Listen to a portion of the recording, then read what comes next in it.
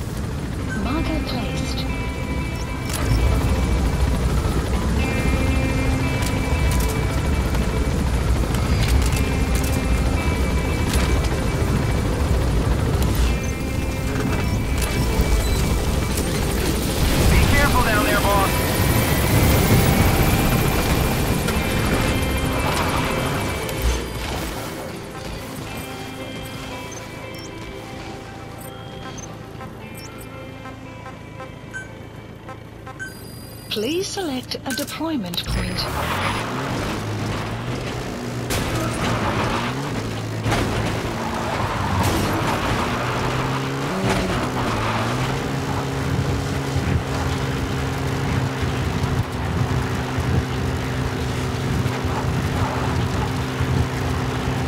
Enemy presence detected.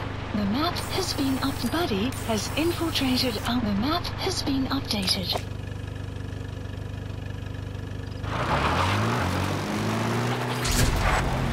Plant expansion complete. Enemy presence detected. The map has been updated.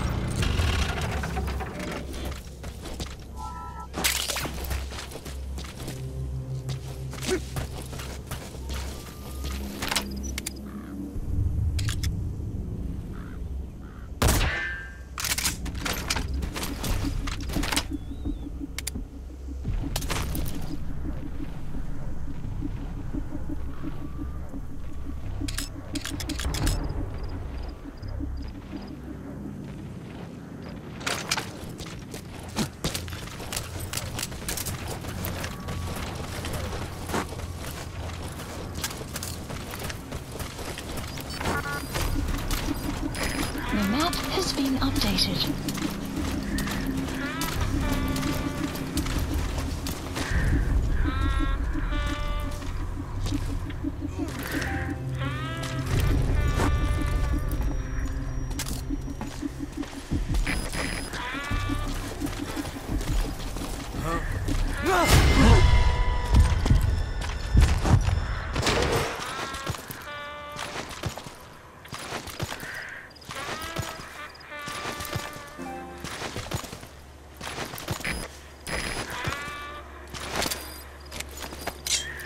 Where are your friends?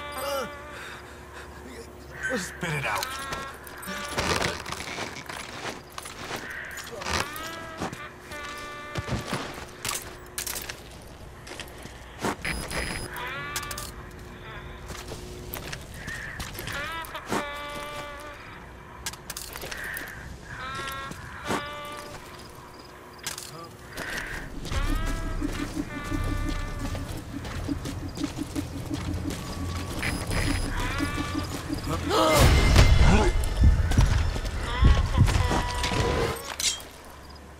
Where are the others?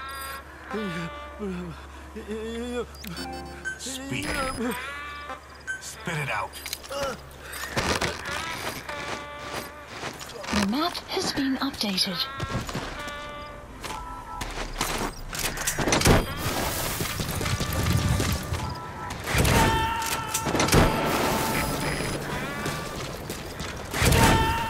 He's coming too. Roger that.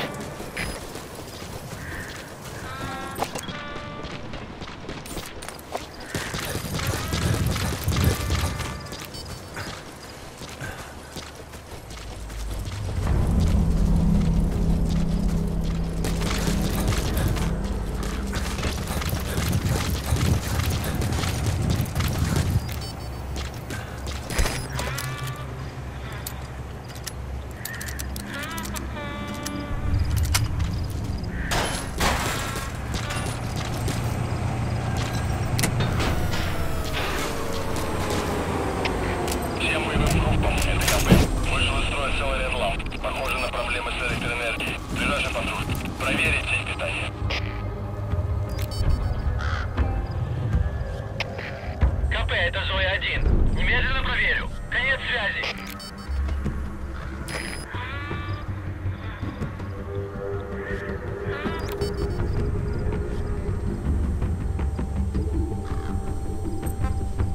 Fire!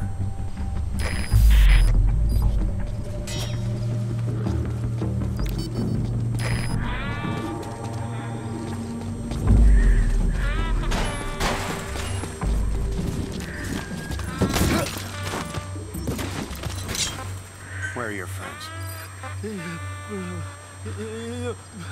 Spit it out. Talk.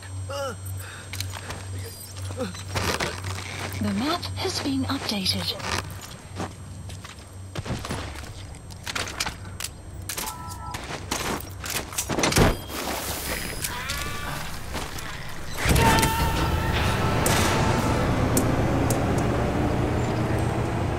You got to extract him. Всем боевым группам, это КП. Вышел из строя целый ряд ламп. Похоже на проблемы с электроэнергией. Ближайший патруль. Проверить сеть питания. КП, это Дмитрий-4. Немедленно проверю. Конец связи.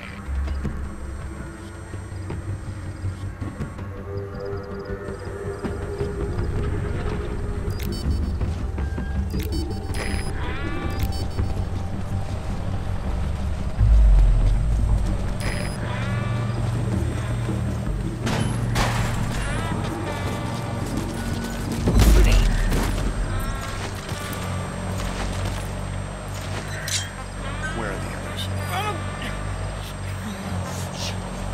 Talk. The map has been updated.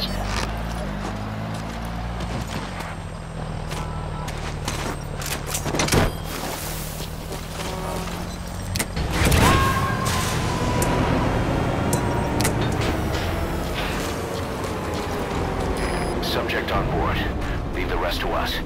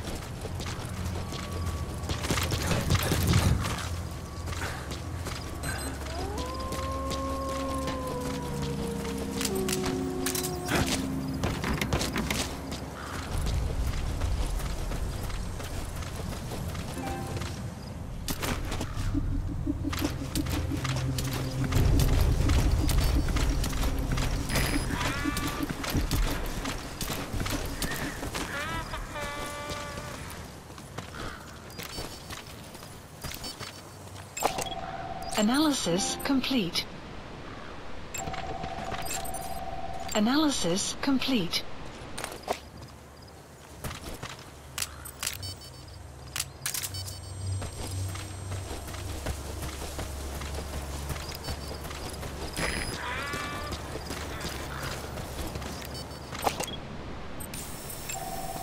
Analysis complete.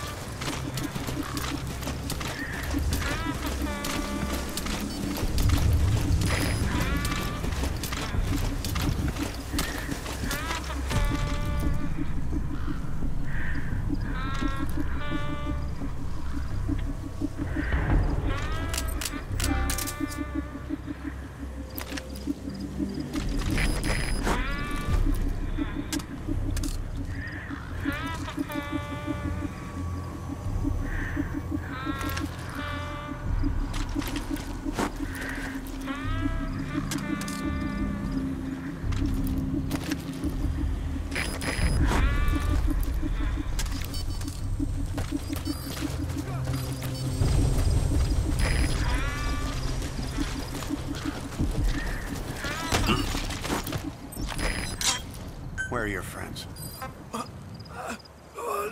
Spit it out.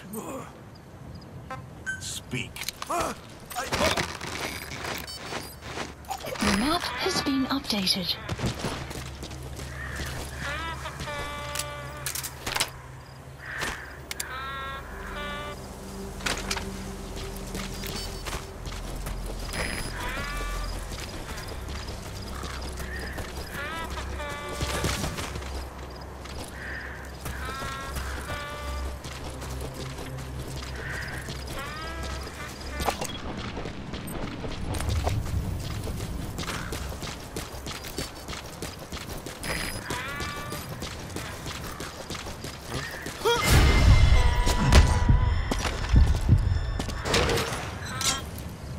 Where are your friends?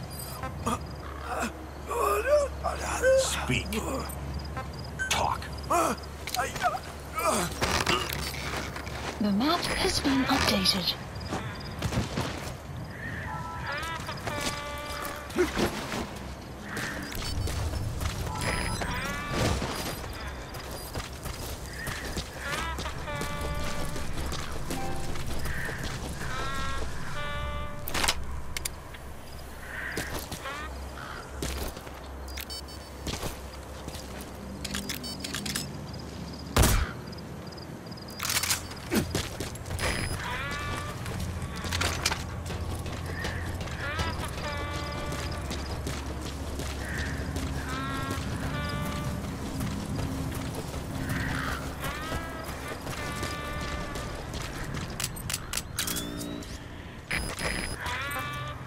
Fire!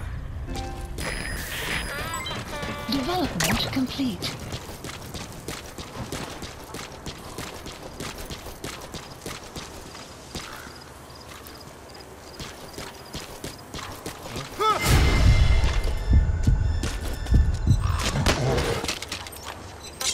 Where are your friends? Speak.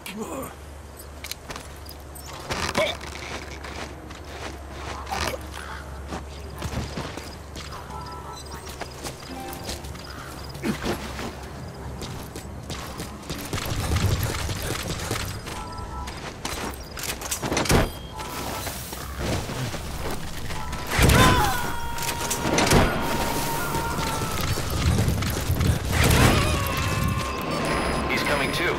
Roger that.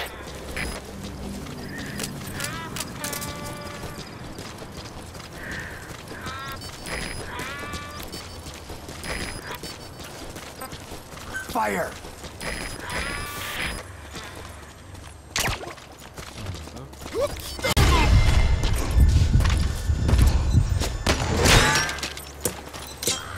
Where are your friends? Spit it out. The map has been updated.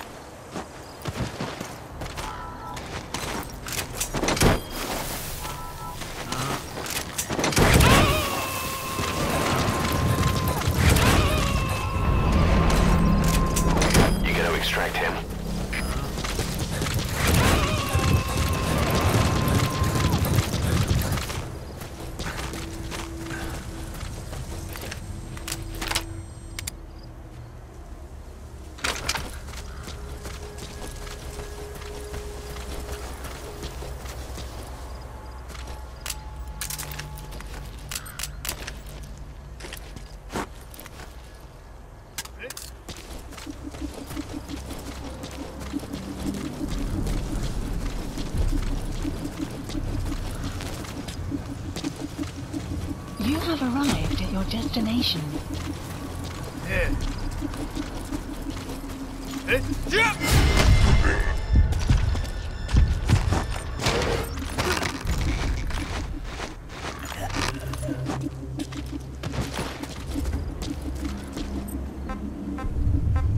Fire!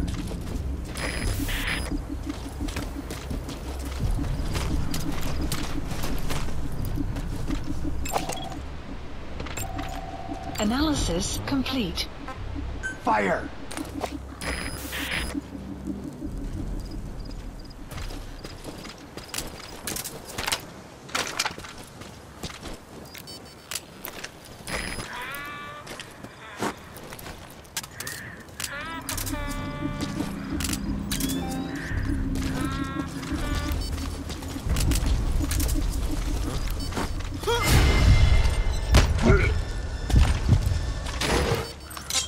Where are the others?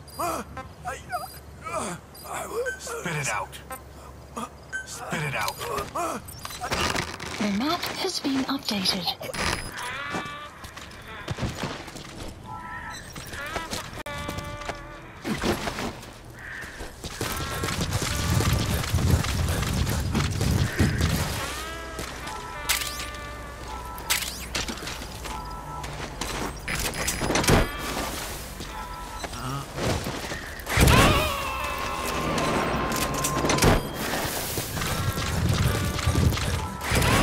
Too. Roger that.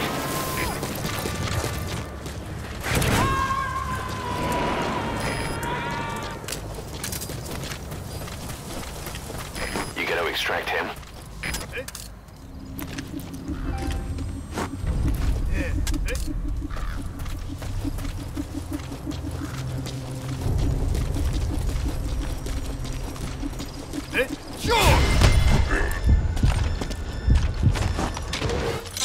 Where are your friends? Speak.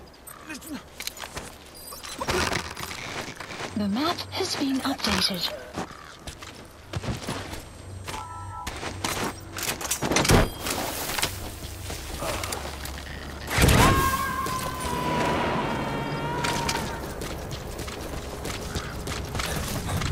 Subject on board. Leave the rest to us.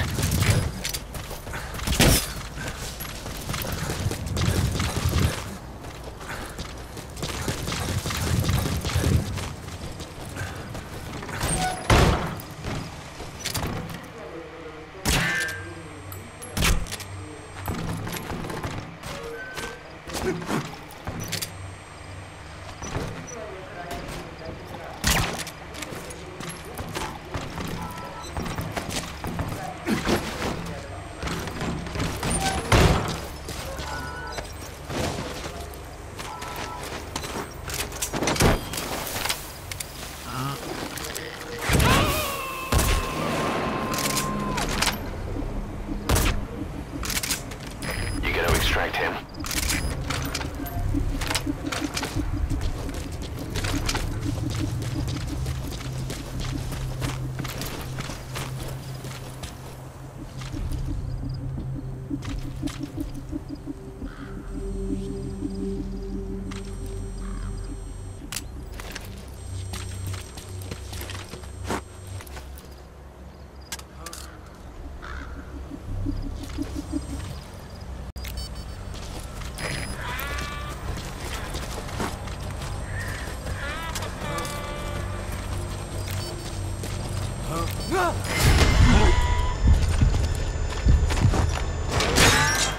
Where are your friends?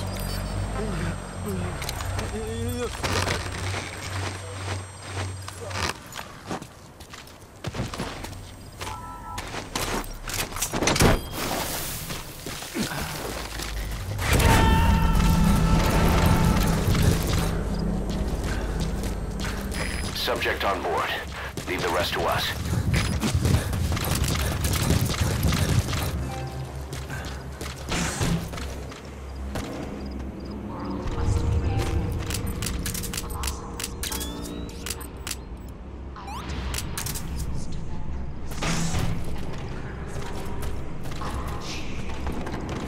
Just as I once created the Caution, sandstorm approaching.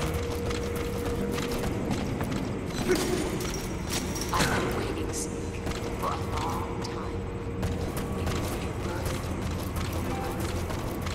And today.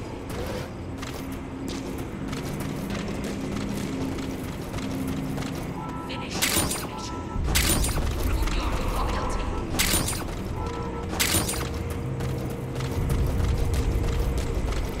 There is nothing left inside me now. Nothing at all. No hatred. Not even regret. And yet sometimes at night, I can still...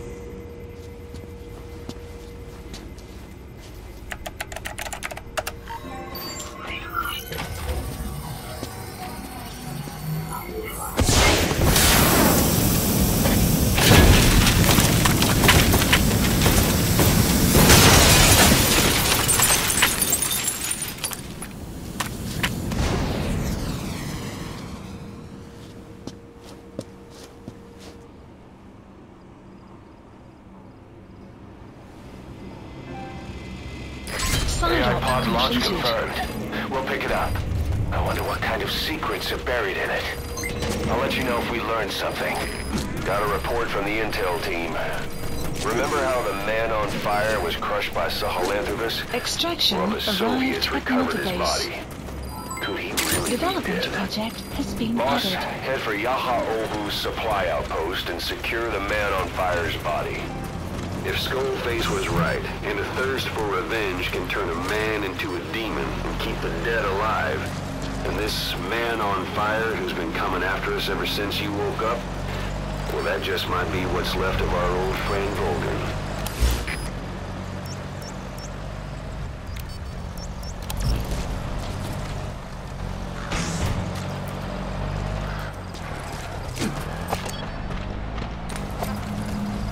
Fire!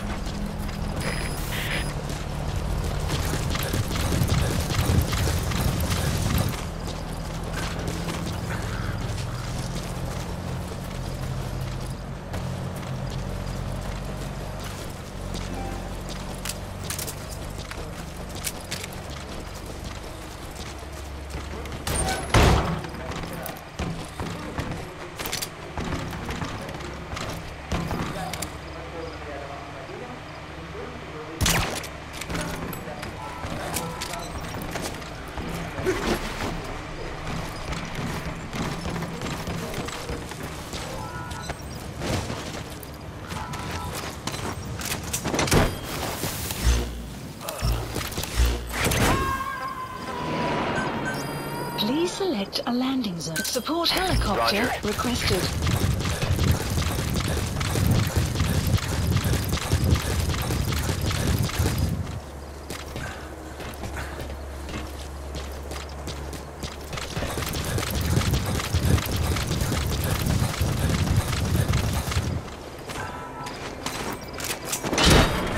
This is P-Quad.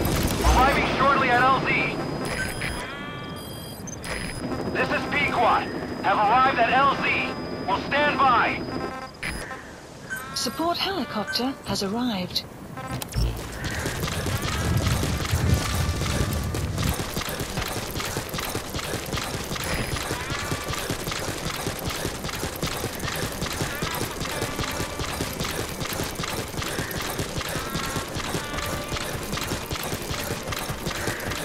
Extraction arrived at Motorbase.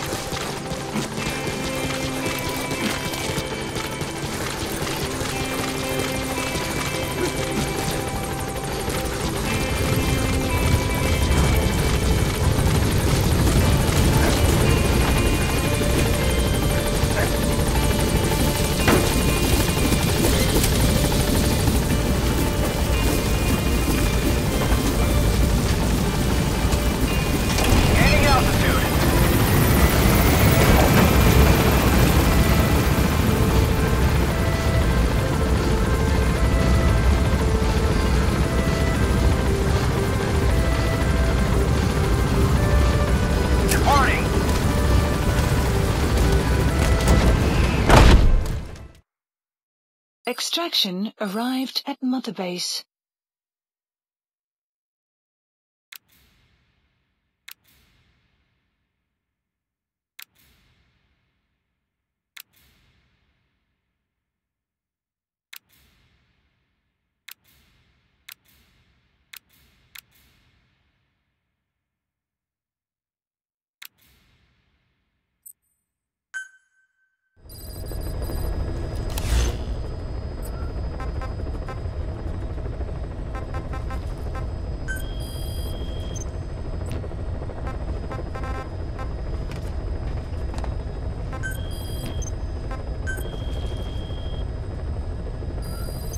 Please select a mission.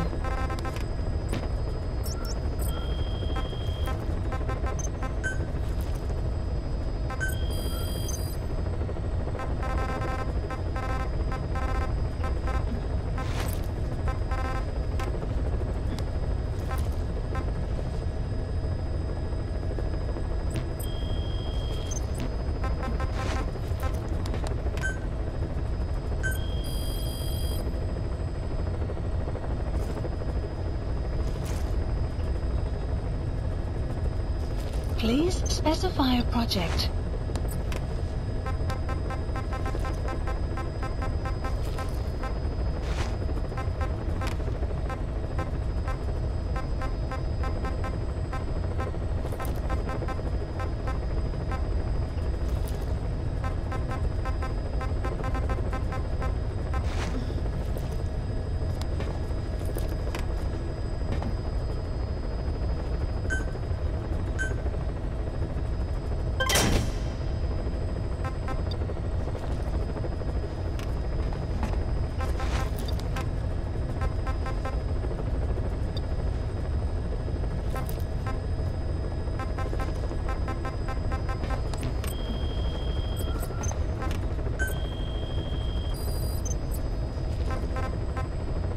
Please select a landing zone.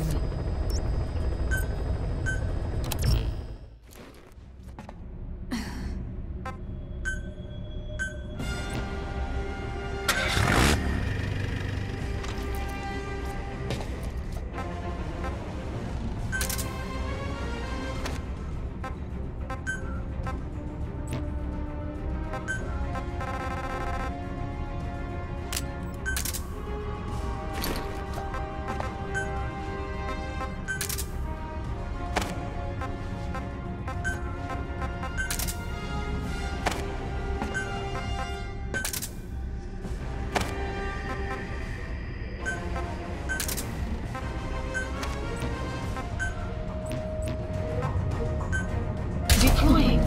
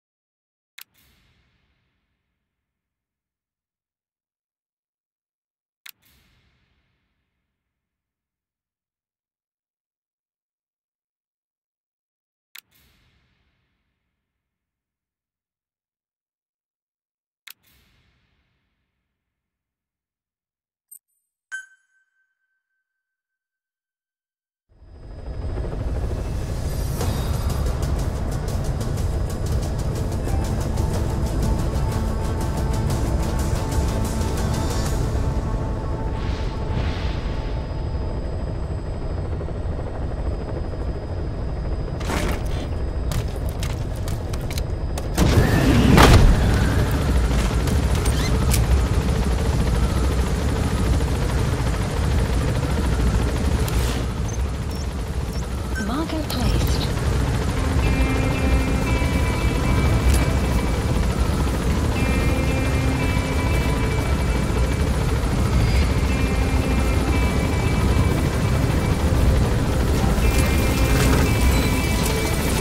Be careful down there, boss.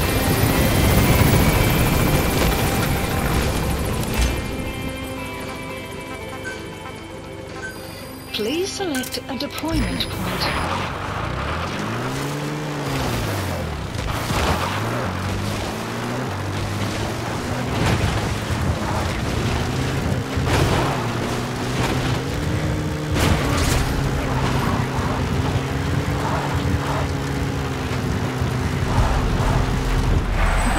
has infiltrated our enemy presence detected. The map has been updated.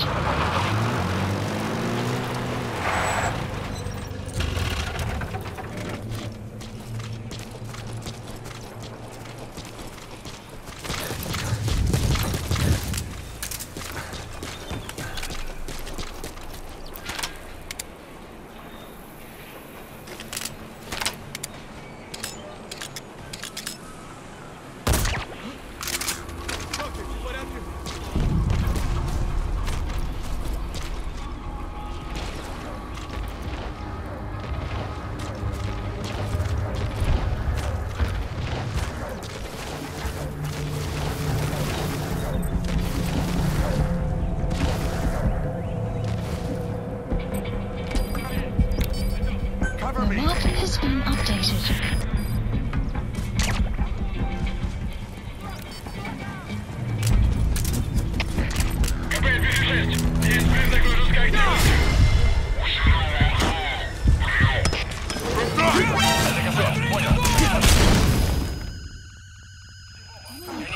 Detected. The map has been updated. На нас напали! Всех подразделениям занять боевые позиции! Капитан, взяли патруль! Обнаружьте остановленный боец!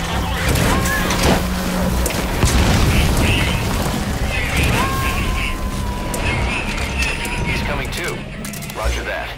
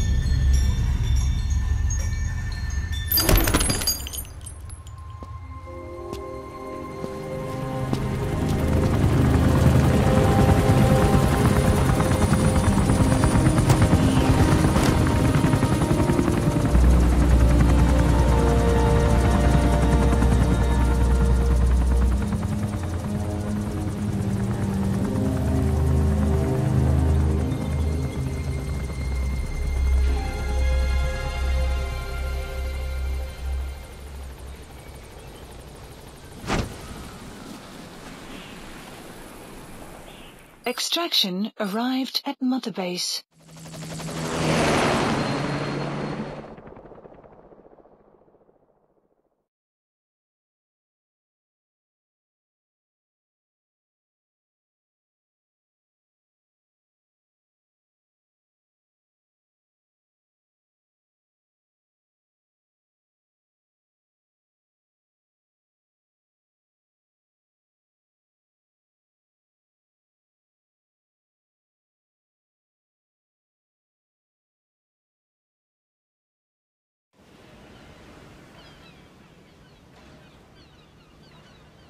I barely recognize you, Colonel. Skullface used your thirst for revenge against Big Boss, did he?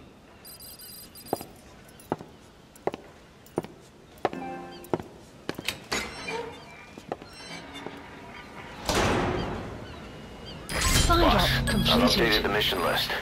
We've received some new job offers. The details are on your iDroid.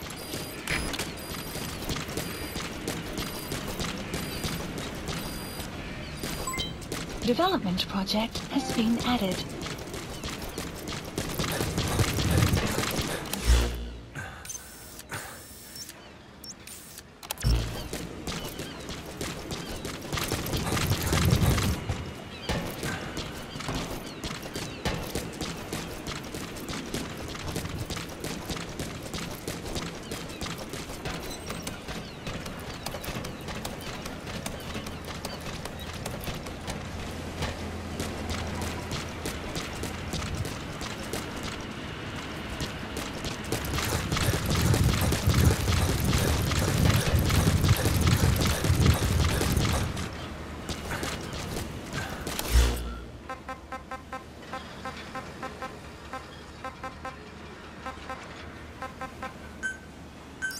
Please select landing zone confirmed. Roger.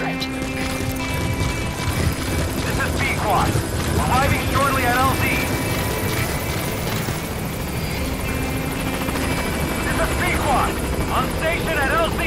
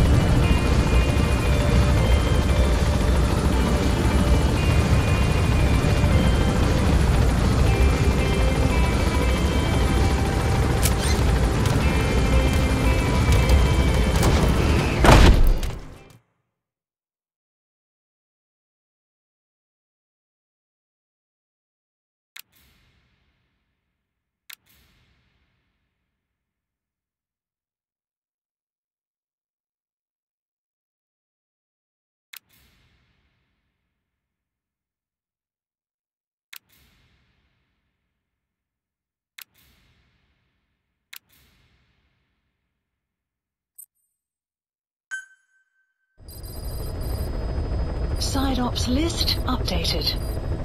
Mission list updated.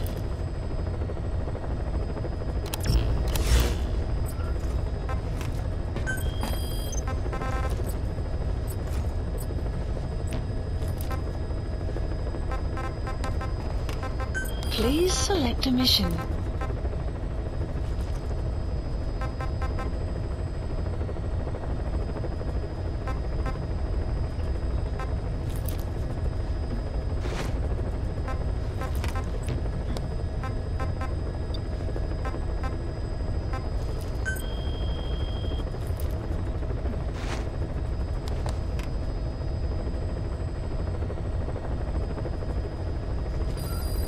Please select a mission.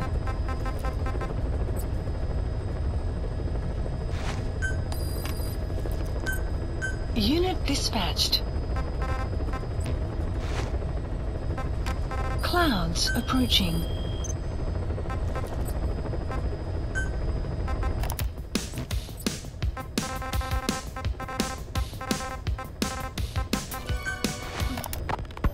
Volgan, the GRU colonel, was burned alive with a shagohod during Operation Snake Eater 20 years ago.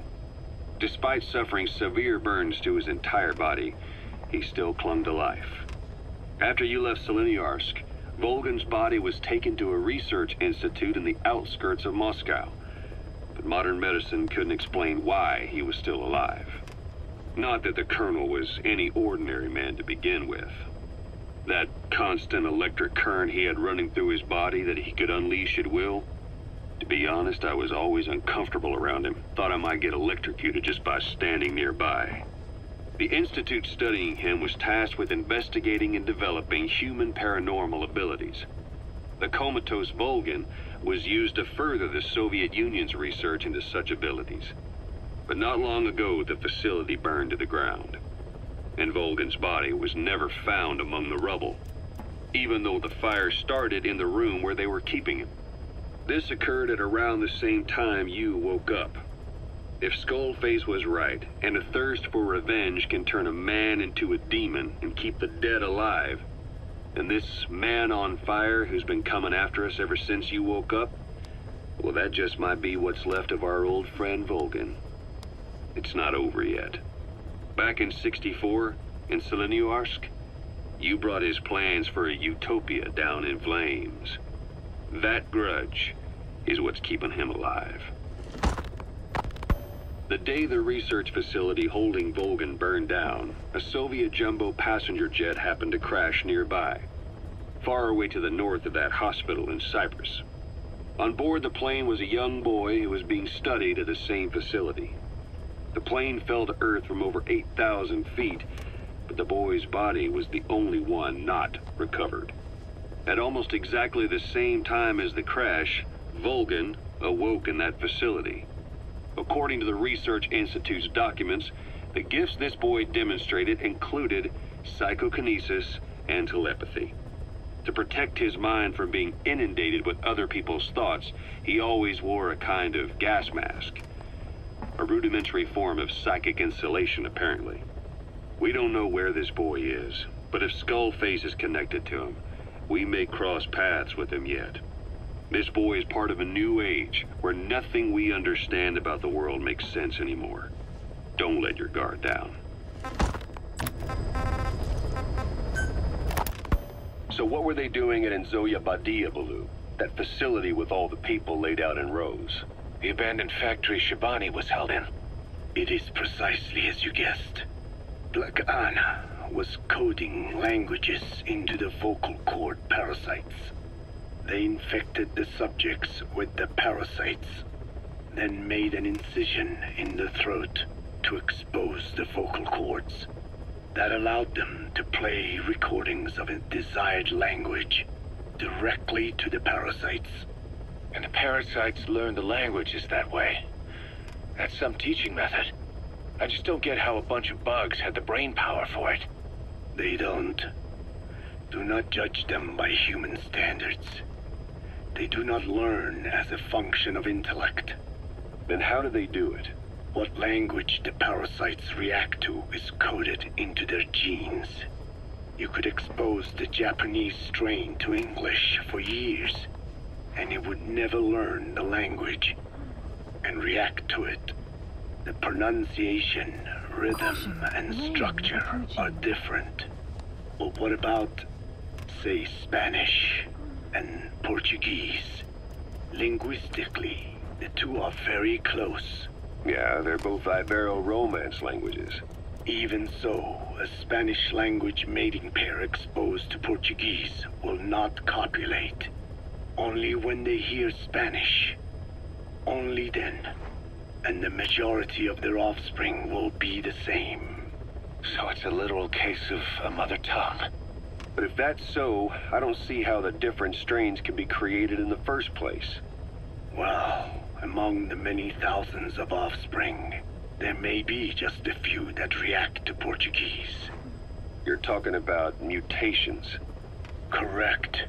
Playing the tapes helps to identify the mutant strains. Those specimens are then isolated and bred with one another. From their children, specimens that react more strongly to Portuguese can again be selected and bred.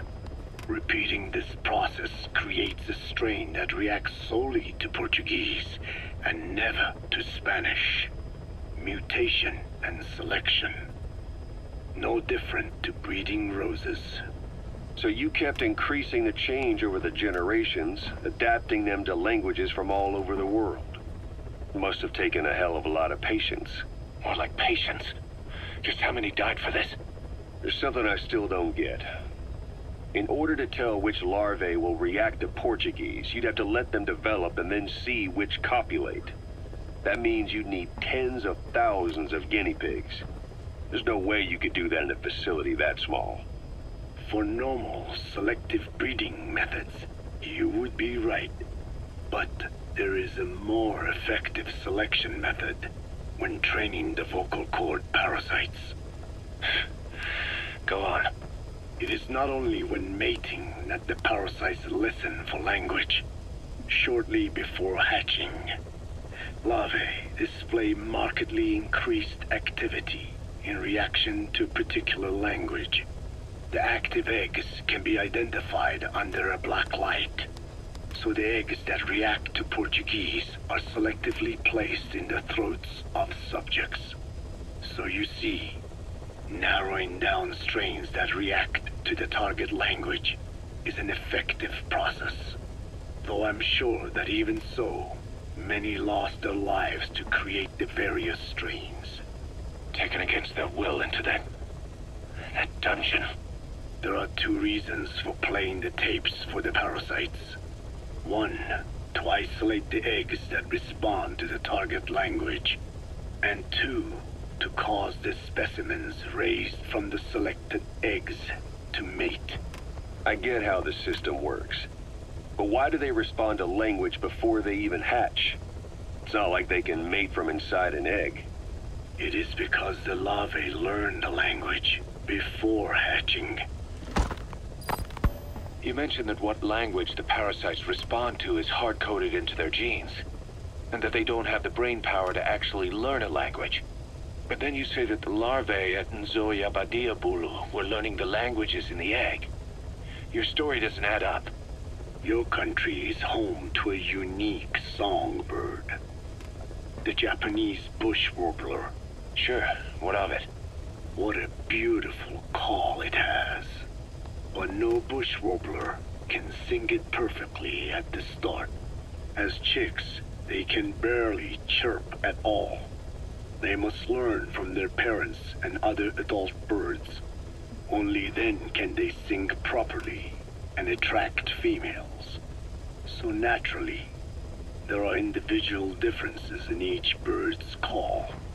Though they start on the same footing, each bird is influenced by its teachers.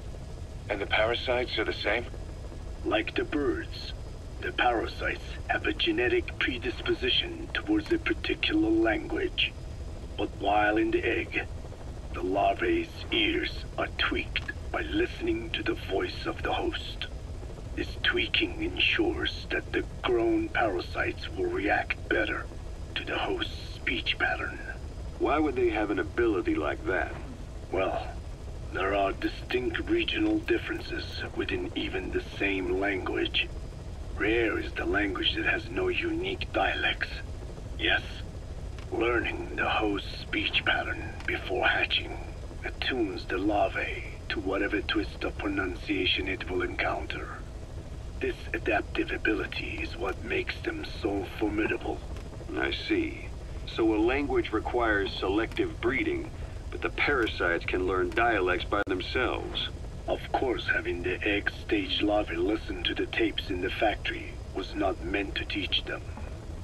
It was more important to use that trait of theirs to identify the mutated strains. As I mentioned earlier. Is that really accurate enough to use as a weapon? You could wipe out a neighboring ethnic group by accident if their pronunciation is too close. What you say is true. In that sense, they are imperfect as ethnic cleansers. But for his purposes, they are good enough.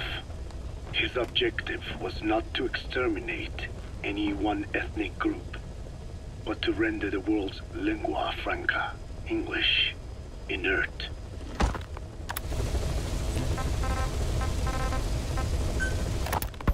There's something I've been wondering.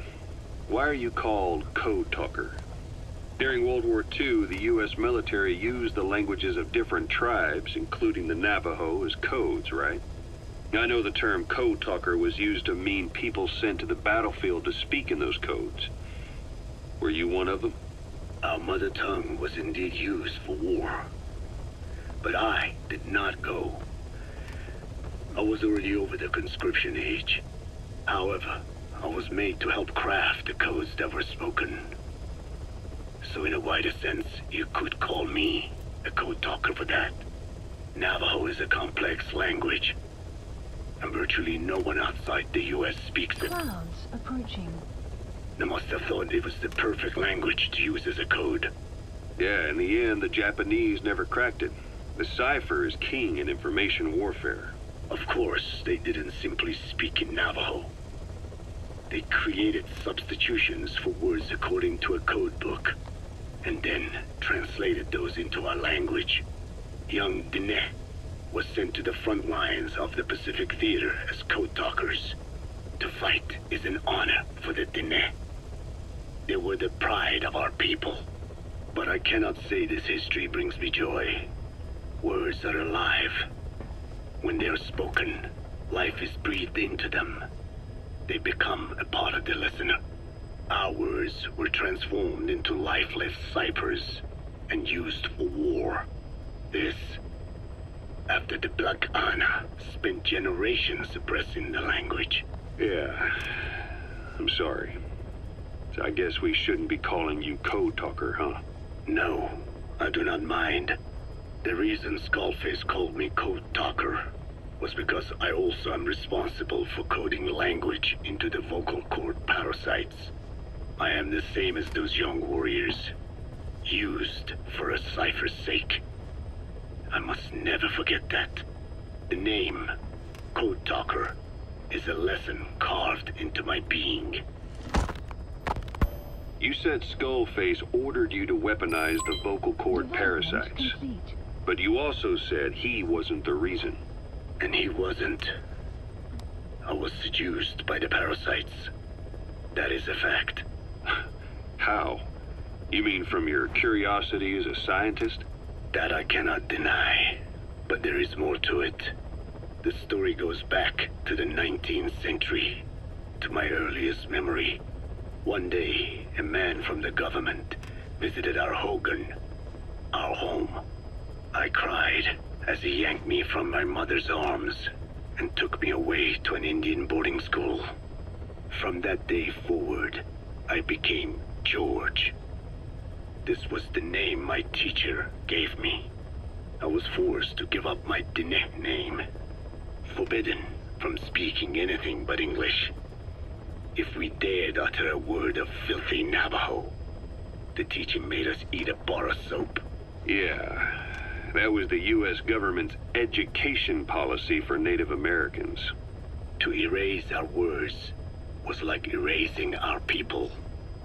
Their education was tantamount to ethnic cleansing. Over time, the overt persecution of our language stopped. But to this day, it continues to be eaten away by the lingua franca, that is English. Many of the Diné outside the reservations can speak nothing else. And it isn't just our language. Across the world, minority languages are being destroyed by dominant languages. Many are on the verge of extinction. Enter the vocal cord parasites. Yes. I began thinking that minority languages needed some sort of deterrent against dominant languages. In order that their peoples and cultures would survive. It was then that I came across literature at the Foundation claiming that man acquired language thanks to a type of parasite, one that distinguishes between languages as a precursor to reproduction.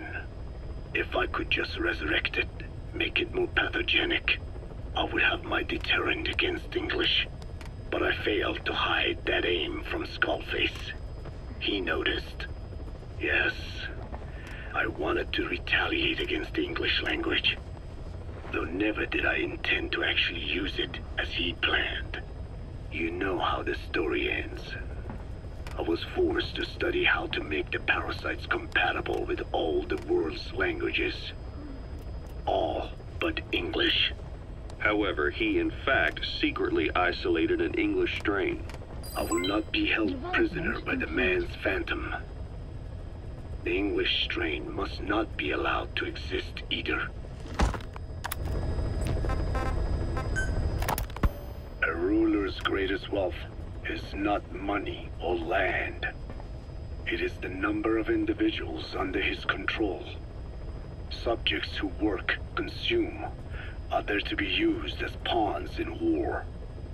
For a capitalist ruler, his people's power becomes his power. You are the same. With your diamond dogs, you spin it with your speeches. But what you're doing is bringing as much talent as you can into your little domain. Every person another feather in your cap. Yes. Since ancient times, every civilization's ruler has had the same idea. When people unite under one will, they become stronger than the sum of their parts.